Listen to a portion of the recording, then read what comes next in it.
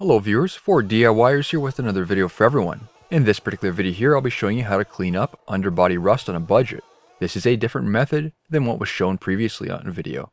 For this I am using the Toyota Tacoma. At the back axle is the worst of the rust on this truck, but thankfully the frame is still solid.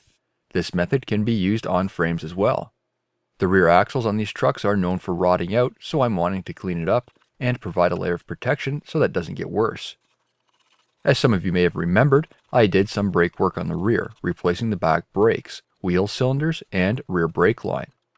If required, spray on a degreaser and then pressure wash the underside of the truck. Right now I just want to knock off a majority of the scale, along with removing what looks to be left of the Toyota undercoating spray. This can be done using a scraper or ball-peen hammer. If you have access to an air compressor and needler, this is certainly a great way of removing the rust scale too. I'm trying to keep this somewhat on a budget, so anyone can do this at home in their own driveway. To keep this mess somewhat contained, I have laid down a tarp, which makes for an easy cleanup after. With the rear somewhat disassembled, this is a great time to clean up that rust. During the removal process on some components, I did have the bolts break, so they were drilled and touched up with a tap. The parking brake assembly was also removed along with the lever for the low proportioning valve. These trucks are also known for having the differential vents rust up, not allowing the pressure to be released. This will eventually cause the seals to seep, as shown by the pinion area. If caught in the right time, you can replace the vent and then the seal will be fine. Using a degreaser, I washed away the oil residue left from the seeping seal. Due to the tighter clearances around some of the components, I used a die grinder.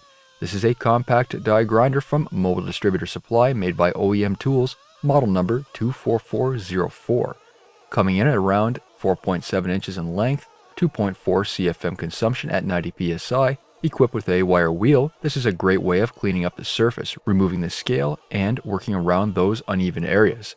A link to this die grinder will be included in the video description. As you can see, the rear of the truck is supported by jack stands now. I have removed the wheels to prevent any chemicals or overspray getting on them. The stands have been covered up with plastic bags as a form of protection. Considering the wheels are off, I have engaged the four-wheel drive so the front wheels are locked into park and block the front wheels so the truck doesn't roll. Now the rear of the truck gets degreased using a strong form of detergent which I purchased from my local detail supplier. Spray on the solution and allow it to soak in for a moment. Then rinse sufficiently using a hose. Next was using an air compressor to remove any standing water and help dry the surface to some extent.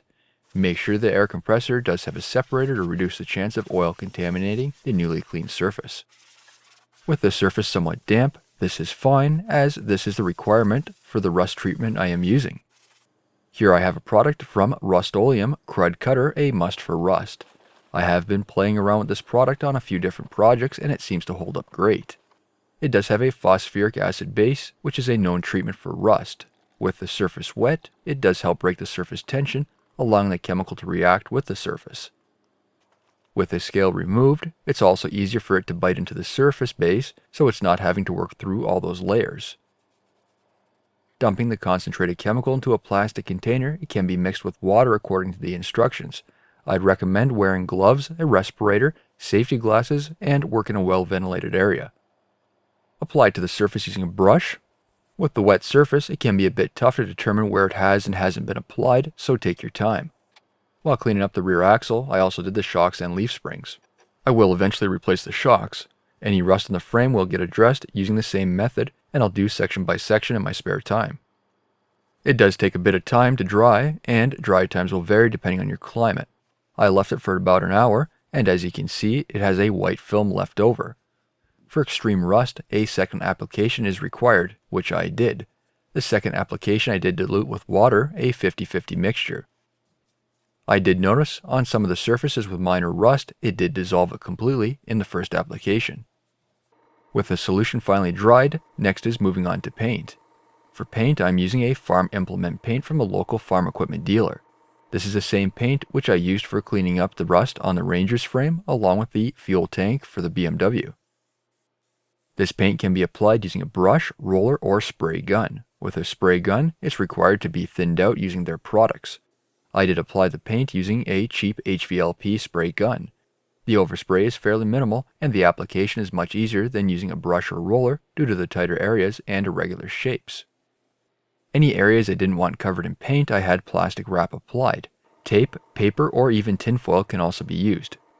To contain some of that overspray, I even dropped a tarp over the one side of the truck.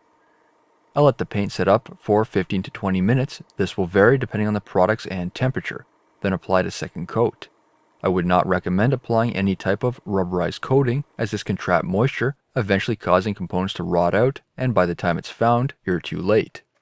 This paint does go on fairly thick, and it's extremely tough. It can be applied to bare metal, and does have some rust inhibiting qualities. It has a low gloss finish, so it won't stick out, but will help repel the dirt to some extent. After a couple days of drying, reassemble the components on the rear axle. Any fasteners on the axle were replaced with stainless steel hardware to prevent them from rusting.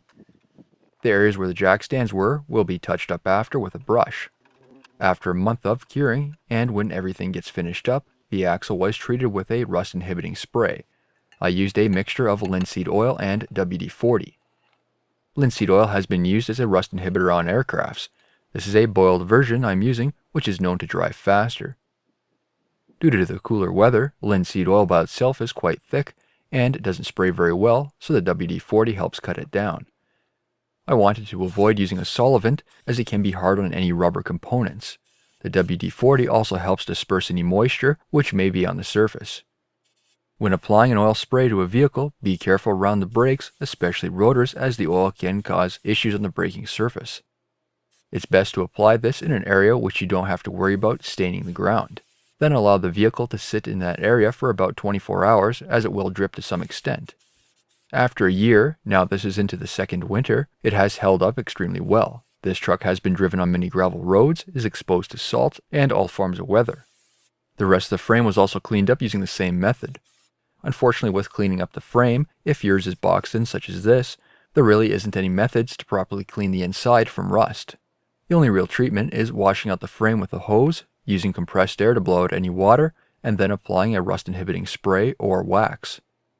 Do you have any tips on treating underbody rust? Please be sure to share it in the comments below. New videos released every week on my channel. Be sure to hit that thumbs up button. It's a huge help to me, and leave a comment below if you found this tutorial helpful. Don't forget to follow my social media pages such as Facebook, Instagram, and Twitter to keep up to date with my latest projects. And if you're not a subscriber, be sure to hit the subscribe button. Thank you for watching.